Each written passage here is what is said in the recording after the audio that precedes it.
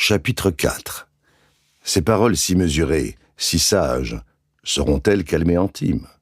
Oui, pendant les 2 premiers services. Au reste, le dîner, bon mais simple, n'a que 3 plats, et tandis que la conversation familiale musardera le long de sujets non épineux.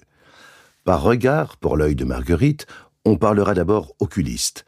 Les Baralioul feignent de ne point voir que la loupe d'Antime a grossi, puis de la cuisine italienne, par gentillesse pour Véronique, avec allusion à l'excellence de son dîner. Puis Antime demandera des nouvelles des fleurissoirs que les Baralioul ont été voir dernièrement à Pau, et de la comtesse de Saint-Prix, la sœur de Julius, qui villégiature dans les environs, de Geneviève, enfin, l'exquise fille aînée des Baralioul, que ceux-ci auraient souhaité emmener avec eux à Rome, mais qui jamais n'avait consenti à s'éloigner de l'hôpital des enfants malades, où chaque matin, rue de Sèvres, elle va panser les plaies des petits malheureux. Puis Julius jettera sur le tapis la grave question de l'expropriation des biens d'Antime. Il s'agit de terrains qu'Antime avait achetés en Égypte lors d'un premier voyage qu'il fit, jeune homme, dans ce pays. Mal situé, ces terrains n'avaient pas acquis jusqu'à présent grande valeur, mais il était question, depuis peu, que la nouvelle ligne de chemin de fer du Caire à Héliopolis les traversât. Certes, la bourse des Armand Dubois, qu'on surmenait de hasardeuses spéculations, a grand besoin de cette aubaine. Pourtant, Julius, avant son départ, a pu parler à Maniton, l'ingénieur expert commis à l'étude de la ligne, et conseille à son beau-frère de ne point trop dorer son espérance. Il pourrait bien rester Grosjean. Mais ce qu'Antime ne dit pas, c'est que l'affaire est entre les mains de la loge, qui n'abandonne jamais les siens. Antime à présent parle à Julius de sa candidature à l'Académie, de ses chances. Il en parle en souriant, parce qu'il n'y croit guère. Et Julius, lui-même, feint une indifférence tranquille et comme renoncée. À quoi bon raconter que sa sœur, la comtesse Guy de Saint-Prix, tient le cardinal Entré dans sa manche, et, partant, les 15 immortels qui toujours votent pour lui. Antime esquisse un compliment très léger, sur le dernier roman de Baralioul, L'ère des cimes. Le fait est qu'il a trouvé le livre exécrable. Et Julius, qui ne s'y méprend pas, se hâte de dire, pour mettre son amour-propre à couvert, « Je pensais bien qu'un tel livre ne pourrait pas vous plaire. » Antime consentirait encore à excuser le livre, mais cette allusion à ses opinions le chatouille. Il proteste que celle-ci n'incline en rien les jugements qu'il porte sur les œuvres d'art en général, et sur les livres de son beau-frère en particulier. Julius sourit avec une accommodante condescendance et, pour changer de sujet, demande à son beau-frère des nouvelles de sa sciatique qu'il appelle par erreur son lumbago. Ah! Pourquoi Julius ne s'est-il pas plutôt enquis de ses recherches scientifiques? On aurait eu beau jeu de lui répondre. Son lumbago. Pourquoi pas sa loupe, bientôt? Mais ses recherches scientifiques, apparemment, son beau-frère les ignore. Il préfère les ignorer. Antime, tout échauffé déjà et que précisément le lumbago fait souffrir, ricane et répond hargneux. « Si je vais mieux, vous en seriez bien fâché. » Julius s'étonne et prie son beau-frère de lui apprendre ce qui lui vaut le prêt d'aussi peu charitables sentiments. « Parbleu, vous aussi, vous savez appeler le médecin sitôt qu'un des vôtres est malade, mais quand votre malade guérit, la médecine n'y est plus pour rien. C'est à cause des prières que vous avez faites pendant que le médecin vous soignait. Celui-là qui n'a point fait ses Pâques, parbleu, vous trouveriez bien impertinent qu'il guérit. Plutôt que de prier, vous préférez rester malade, dit d'un ton pénétré Marguerite. De quoi vient-elle se mêler? D'ordinaire, elle ne prend jamais part aux conversations d'intérêt général et fait la supprimer dès que Julius ouvre la bouche. C'est entre hommes qu'il cause. Foin déménagement. Il se tourne abruptement vers elle. « Ma charmante, sachez que si la guérison était là, vous m'entendez bien, et il désigne éperdument la salière, tout près, mais que je dusse, pour avoir le droit de m'en saisir, implorer monsieur le principal, c'est ainsi qu'il s'amuse dans ses jours d'humeur à appeler l'être suprême, ou le prier d'intervenir, de renverser pour moi l'ordre établi, l'ordre naturel des effets et des causes, l'ordre vénérable. Eh bien, je n'en voudrais pas de sa guérison. Je lui dirais, au principal, « Fichez-moi la paix avec votre miracle, je n'en veux pas. » Il scande les mots, les syllabes. Il a haussé la voix au diapason de sa colère. Il est affreux. « Vous n'en voudriez pas ?» « Pourquoi ?» demanda Julius très calme. « Parce que cela me forcerait de croire à celui qui n'existe pas. » Ce disant, il donne du poing sur la table. Marguerite et Véronique, inquiètes, ont échangé un clin d'œil, puis toutes deux reportées vers Julie. Je crois qu'il est temps d'aller se coucher, ma fillette, dit la mère. Fais vite, nous viendrons te dire adieu dans ton lit. L'enfant, que les atroces propos et l'aspect démoniaque de son oncle épouvantent, s'enfuit. Je veux, si je guéris, n'en être obligé qu'à moi-même. Suffit. Eh bien, et le médecin alors ? Hasarda Marguerite. Je paie ses soins et je suis quitte. Mais Julius, sur son registre le plus grave, tandis que de la reconnaissance envers Dieu, vous lirez « Oui, mon frère, et voilà pourquoi je ne prie pas. » D'autres ont prié pour toi, mon ami. C'est Véronique qui parle. Elle n'avait jusqu'à présent rien dit.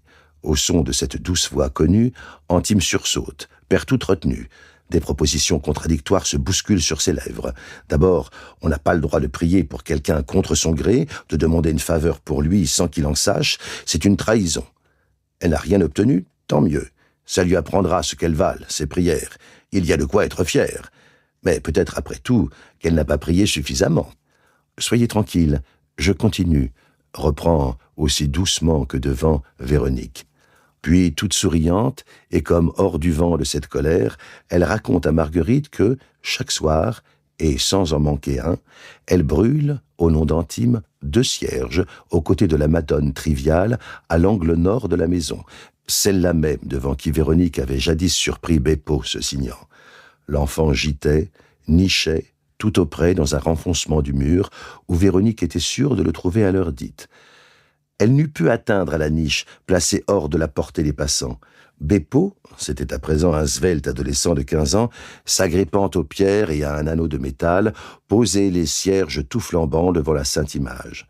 Et la conversation, insensiblement, se détournait d'Antime, se refermait par-dessus lui, les 2 sœurs à présent parlant de la piété populaire si touchante, par quoi la plus frustre statue est aussi la plus honorée. Antime était tout submergé. Quoi ? Ne suffisait-il pas que, ce matin déjà, derrière son dos, Véronique eût nourri ses rats, à présent elle brûle des cierges, pour lui, sa femme, et compromet Beppo dans cet inepte simagrée. Ah, nous allons bien voir. Le sang monte au cerveau d'Antime. Il étouffe. À ses tempes bat un tocsin. Dans un immense effort, il se dresse en culbutant une chaise, il renverse sur sa serviette un verre d'eau, il éponge son front. Va-t-il se trouver mal ? Véronique s'empresse, il la repousse d'une main brutale, s'échappe vers la porte qu'il claque, et déjà, dans le corridor, on entend sa marche inégale s'éloigner avec l'accompagnement de la béquille sourd et clopant. Ce départ brusque laisse nos convives attristés et perplexes. Quelques instants, ils demeurent silencieux. « Ma pauvre amie », dit enfin Marguerite. Mais à cette occasion s'affirme une fois de plus la différence entre le caractère des 2 sœurs. L'âme de Marguerite est taillée dans cette étoffe admirable dont Dieu fait proprement ses martyrs. Elle le sait et aspire à souffrir. La vie, malheureusement, ne lui accorde aucun dommage. Comblée de toutes parts, sa faculté de bon support en est réduite à chercher dans de menues vexations son emploi. Elle met à profit les moindres choses pour en tirer égratignure. Elle s'accroche et se raccroche à tout. Certes, elle sait s'arranger de manière à ce qu'on lui manque, mais Julius semble travailler à désœuvrer toujours plus sa vertu. Comment s'étonner dès lors qu'elle se montre près de lui toujours insatisfaite et quinteuse. Avec un mari comme Antime, quelle belle carrière! Elle se pique à voir sa sœur savoir en profiter si peu. Véronique, en effet, se dérobe au grief. Sur son indéfectible onction souriante, tout glisse, sarcasme, moquerie. Et sans doute elle a pris son parti depuis longtemps de l'isolement de sa vie. Antime, au demeurant, n'est pas méchant pour elle, et peut bien dire ce qu'il veut. Elle explique que, s'il parle fort, c'est qu'il est empêché de remuer. Il s'en porterait moins s'il était plus ingambe. Et comme Julius demande où il peut être allé, « À son laboratoire », répond-elle. Et à Marguerite, qui demande si l'on ne ferait pas bien d'y passer voir, car il pourrait être souffrant après une telle colère, elle assure qu'il vaut mieux le laisser se calmer tout seul et ne pas prêter trop d'attention à sa sortie. Achevons de dîner tranquillement, conclut-elle. « Ma pauvre amie, dit enfin Marguerite, mais à cette occasion s'affirme une fois de plus la différence entre le caractère des 2 sœurs. L'âme de Marguerite est taillée dans cette étoffe admirable dont Dieu fait proprement ses martyrs. Elle le sait et aspire à souffrir. La vie, malheureusement, ne lui accorde aucun dommage. Comblée de toutes parts, sa faculté de bon support en est réduite à chercher dans de menues vexations son emploi. Elle met à profit les moindres choses pour en tirer égratignure. Elle s'accroche et se raccroche à tout. Certes, elle sait s'arranger de manière à ce qu'on lui manque, mais Julius semble travailler à désœuvrer toujours plus sa vertu. Comment s'étonner, dès lors, qu'elle se montre près de lui toujours insatisfaite et quinteuse. Avec un mari comme Antime, quelle belle carrière! Elle se pique à voir sa sœur savoir en profiter si peu. Véronique, en effet, se dérobe au grief. Sur son indéfectible onction souriante, tout glisse, sarcasme, moquerie. Et sans doute elle a pris son parti depuis longtemps de l'isolement de sa vie. Antime, au demeurant, n'est pas méchant pour elle, et peut bien dire ce qu'il veut. Elle explique que, s'il parle fort, c'est qu'il est empêché de remuer. Il s'en porterait moins s'il était plus ingambe. Et comme Julius demande où il peut être allé, « À son laboratoire », répond-elle, et à Marguerite qui demande si l'on ne ferait pas bien d'y passer voir, car il pourrait être souffrant après une telle colère. Elle assure qu'il vaut mieux le laisser se calmer tout seul et ne pas prêter trop d'attention à sa sortie. « Achevons de dîner tranquillement », conclut-elle.